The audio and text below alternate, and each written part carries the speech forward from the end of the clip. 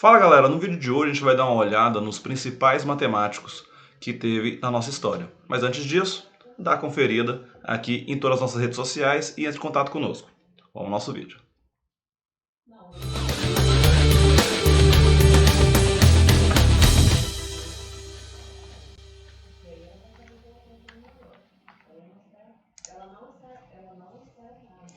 Vamos lá galera, começando aqui a nossa lista do top 10 matemáticos, lembrando que vários deles, além de serem matemáticos, também fizeram outros estudos, ok? Então, o primeiro da nossa lista aqui que a gente tem é René Descartes, um matemático francês, onde uma das principais contribuições dela na história, um dos grandes feitos dele, que foi que ele criou a geometria analítica no século XVII. Então a nossa conhecida GA, geometria analítica, que é estudada para quem é do ensino médio, né, o ensino básico ali, geralmente no terceiro ano, tem o primeiro contato com a geometria analítica e quando vai para um curso superior, a pessoa tem, dependendo do curso que ele vai cursar, ele tem mais contato com essa disciplina.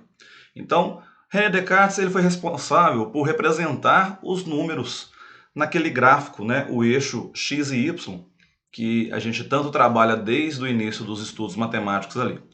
E levou o nome dele, né? Ele é chamado de plano cartesiano, ele foi batizado como plano cartesiano em sua homenagem.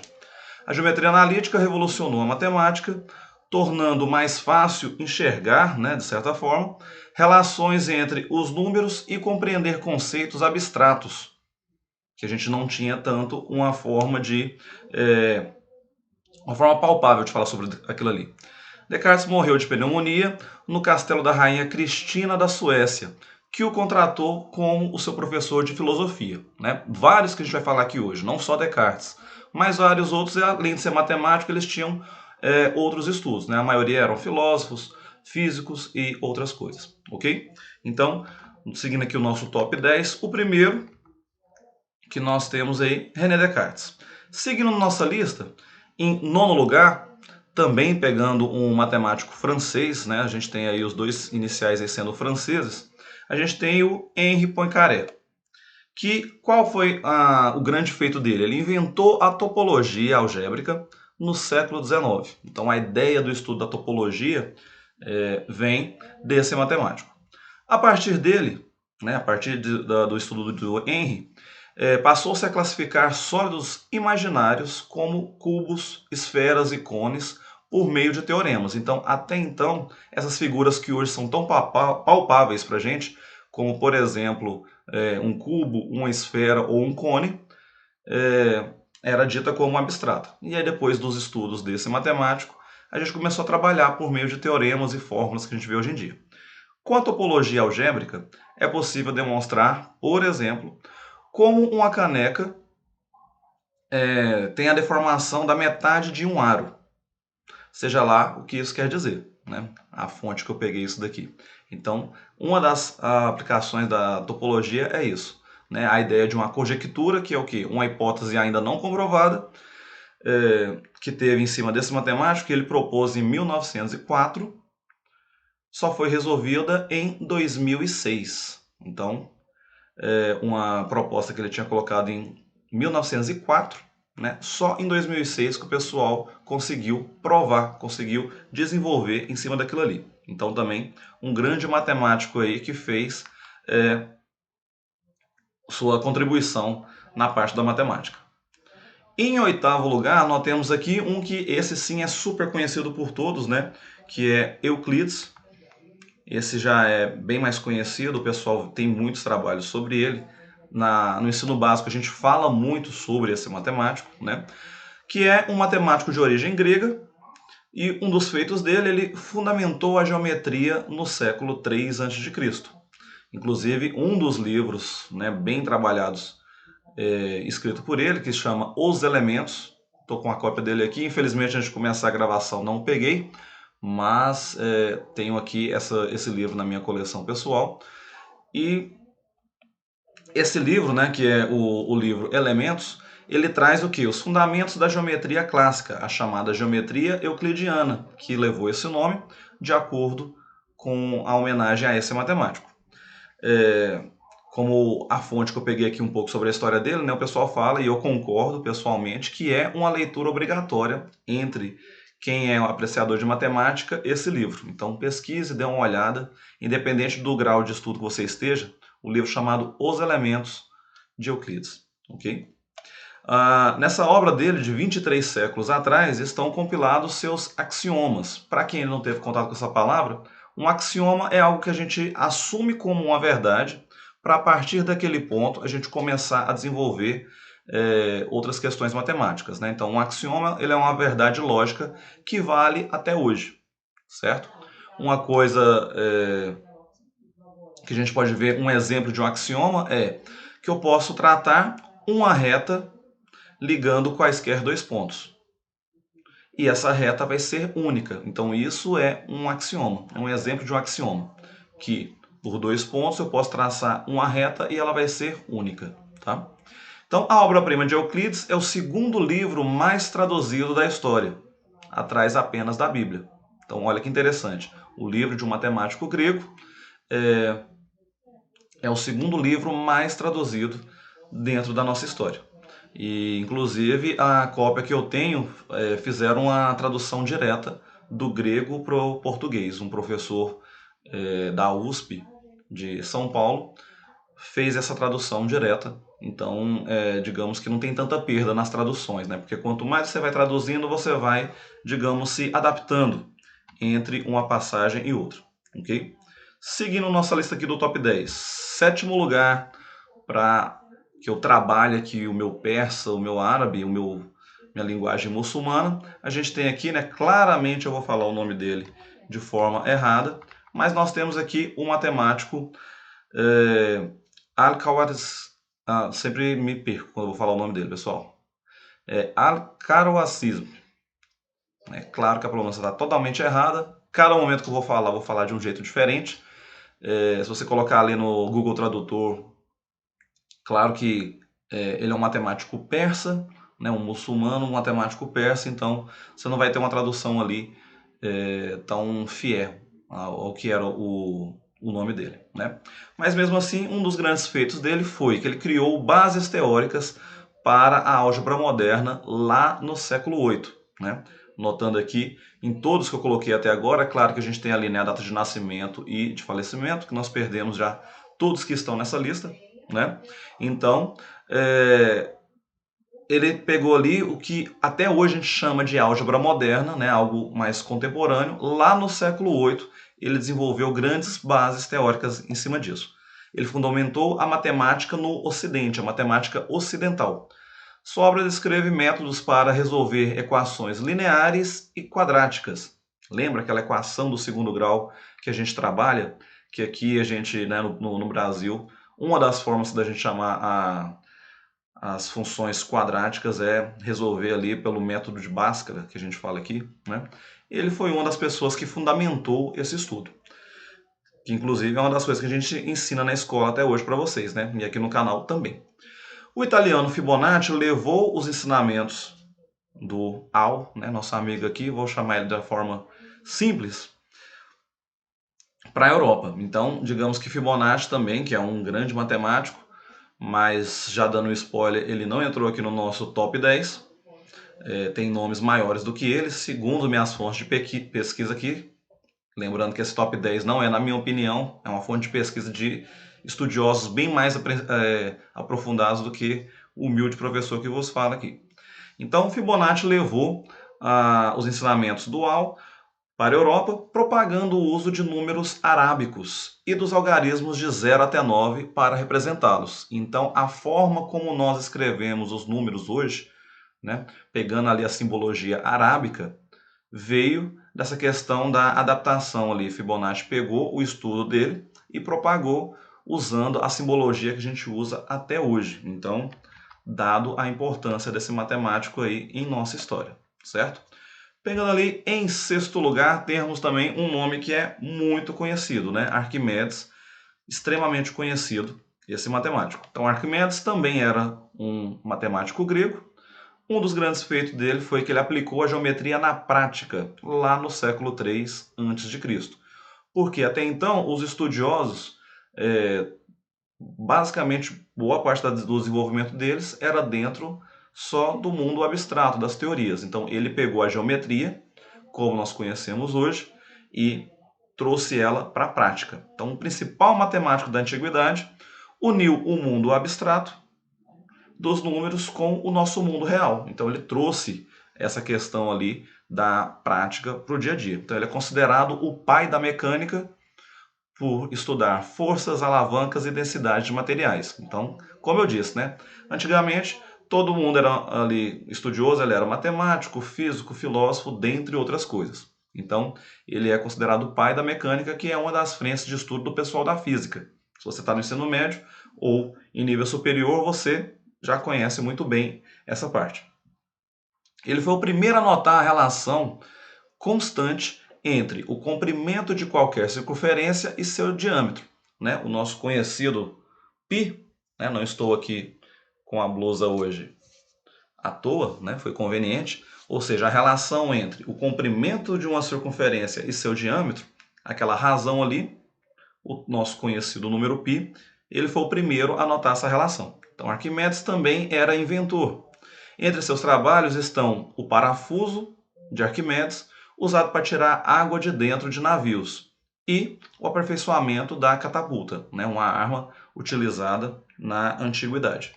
Então, fica aí a nossa lista dos top 6, e agora vamos para o nosso quinto lugar. Então, começando ali um top 5, né? Em quinto lugar, nós temos Isaac Newton. Para quem já estuda física, pode estranhar de ver esse nome aqui. Mas como eu disse, né? Muitos matemáticos, físicos, filósofos, eles tinham funções acumuladas, por assim dizer. Newton, sim, é muito conhecido por parte da física, né, as leis de Newton, só que ele desenvolveu bastante a matemática. Principalmente para seguir com seus estudos na física, ele teve que desenvolver a matemática. Ele teve a sacada que a matemática da época não era ainda evoluída, não compreendia as necessidades dele para falar da parte da física. Então, o grande feito dele, ele criou o cálculo no século XVII. De novo, segundo as fontes que eu peguei aqui, que no final vou trazer elas, tá bom, pessoal? Então, ele foi responsável por avanços científicos que mudaram a humanidade, como a lei da gravitação universal, ligada lá na física. Newton também era um matemático notável, considerado um dos inventores do cálculo. Um dos inventores do cálculo, tá, pessoal? Quem é estudante de cálculo no nível superior, com certeza já ouviu outros nomes. Então, ele foi um dos responsáveis aí por trazer essa matéria tão necessária e ao mesmo tempo tão odiada para quem está no ensino superior, certo? Então, ele foi um dos. Uma disciplina avançada da matemática, né? Ensinada em cursos superiores específicos, como eu disse. Sem o cálculo, seria impossível medir precisamente o volume de objetos curvos ou calcular a velocidade de objetos em aceleração. Então, só para demonstrar de forma bem simples, né, exemplo simples aqui, a importância do cálculo no cotidiano, né, e no estudo da matemática, da física e de outras frentes também, certo? Então aqui começando o nosso top 5, Isaac Newton, e seguindo em quarto lugar, a gente tem Gottfried Leibniz. Leibniz, né? Que era um alemão, né? Meu alemão está enferrujado, ainda mais agora no momento aqui da gravação, né? Peço desculpa aos amigos matemáticos, porque esse sobrenome é muito utilizado no nosso meio, mas agora aqui no meio da gravação não saiu. Aqui a gente não edita, a gente faz ao vivo para vocês. Grande feito dele também, assim como Newton, ele também foi um dos inventores ali do cálculo no século XVII. Então, ele não era tão popular como Newton, mas quem o conheceu comparava o seu gênio ao de Leonardo da Vinci. Leibniz aprofundou o conceito de grandezas infinitesimais, ou seja, infinitamente pequenas. Então ele trabalhou ali a ideia de coisas extremamente pequenas, micro, né? Que pelo nome podem até não parecer, mas são muito relevantes, na verdade, né? Errei aqui na minha cola. São muito relevantes no mundo da matemática e, é claro, também no nosso cotidiano. Então, Newton acusou Leibniz, né, pegando aqui um momento fofoca, Newton acusou o nosso quarto lugar aqui de plágio, mas ficou comprovado que ambos desenvolveram estudos sobre o cálculo ao mesmo tempo, chegando às mesmas conclusões. Hoje é difícil a gente pensar nessa ideia, né, de não ter uma troca simultânea de informações. Só que lá nessa época, né, pessoal, século XVII, métodos de comunicação eram cartas, né, pessoas em continentes distintos tinham que trocar cartas que levavam meses para chegar. Então, em momentos, na verdade, em locais distintos, eles desenvolveram o mesmo estudo, chegando à mesma conclusão. Então, Newton o acusou de plágio, mas na verdade, depois ficou comprovado que sim, ele também foi um dos precursores aí do cálculo, ok? Chegando no nosso top 3 aqui, a gente tem mais um francês, né? Évariste Galois. Então, Galois, francês, um dos feitos dele, criou as estruturas algébricas um pouco mais à frente, lá no século XIX. Então, rebelde e genial, é o único grande matemático cuja obra não tem erros. Então, dada a importância e até a arrogância que ele tinha. Talvez por ser muito curta, né? Como vocês viram aqui das fotos que eu coloquei, esse aqui, ele morreu mais jovem, bem mais jovem do que qualquer um dos outros matemáticos que eu já trouxe e os outros dois que eu vou trazer aqui na nossa lista. Então, a obra dele não continha erros. Seu principal trabalho em polinômios e estruturas algébricas, o que o levou a solucionar problemas matemáticos em aberto desde a antiguidade. Então, ele chegou a respostas de problemas que estavam em aberto desde muito tempo. Especialistas acreditam que se não tivesse morrido aos 21 anos, em um duelo, inclusive, né, não morreu de alguma doença ou mortes naturais, ou uma causa natural, ele seria o número 1 dessa lista aqui, segundo a fonte que, novamente, no final vou trazer para vocês. Pegando aqui o nosso top 2, Carl Friedrich Gauss. Não coloquei ali, né, o nome do meio, mas Carl Gauss, ele também foi um matemático alemão. E o grande feito dele foi o mais completo matemático da primeira metade do século XIX. Então, conhecido como o príncipe dos matemáticos, ele publicou aos 21 anos sua obra-prima sobre a teoria dos números. Morreu aos 77 anos como o maior generalista da matemática, contribuindo em áreas como estatística, análise, geometria diferencial e geodésica. Para quem é do estudo da matemática em nível superior ou para quem é curioso, vale o nome pesquisar. Todas essas áreas aí são interessantes. Para citar poucas, né, que ele, como o feito que eu coloquei ali, ele foi um dos matemáticos, o mais completo matemático da primeira metade do século XIX.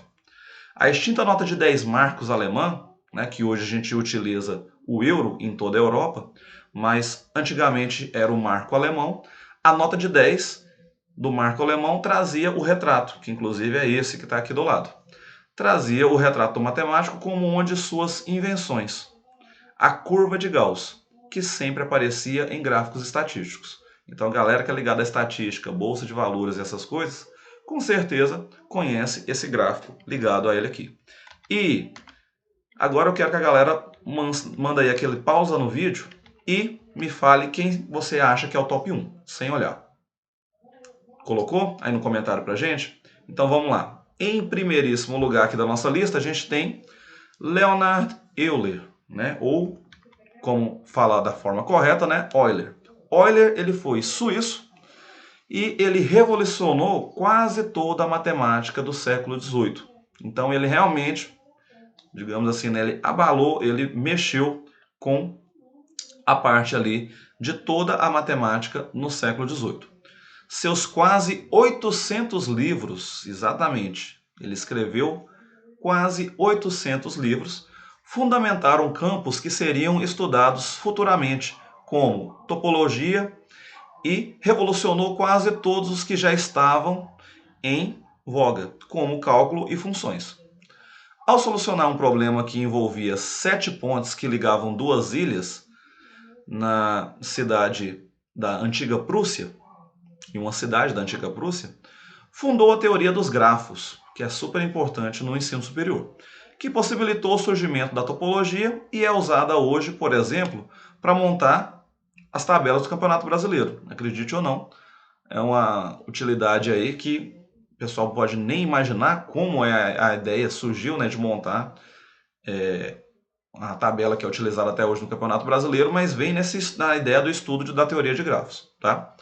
Euler ficou cego aos 50 anos e passou a ditar seus textos ao seu filho. Muitos matemáticos avaliam que seu trabalho ficou mais rico após perder a visão. Digamos que ele se dedicou mais ainda. Né? O matemático francês François Arago declarou que Euler calculava sem esforço como os homens respiram e as águias mantêm-se no ar. Então, essa parte aqui é a frase que eu trouxe, né, do François Arago.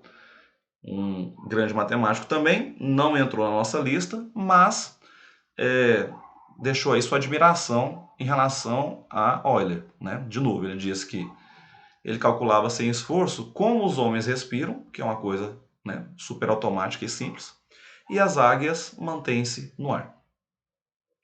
Toda a nossa lista aqui, galera, que eu trouxe, a minha fonte de pesquisa, né, foi do trabalho de um professor e coordenador do grupo de pesquisa da História da Matemática do Departamento de Matemática da Unesp, em Rio Claro, né, o professor Sérgio Roberto Nobre. Então é claro que ele teve vasta pesquisa para chegar nesse resultado e eu me baseei no trabalho dele. Então o professor Sérgio Roberto Nobre, novamente, é o professor e coordenador do grupo de pesquisa da História da Matemática, então uma pessoa que conhece sobre o assunto, né? Do Departamento de Matemática da Unesp de Rio Claro, certo? Então, galera, aqui fica a nossa lista do top 10. Coloque aí se você conhecia todos esses matemáticos. Se não conhecia, vale uma pesquisa em cima deles, ok? E a gente se vê na nossa próxima aula, no próximo vídeo. Até lá. Tchau, tchau.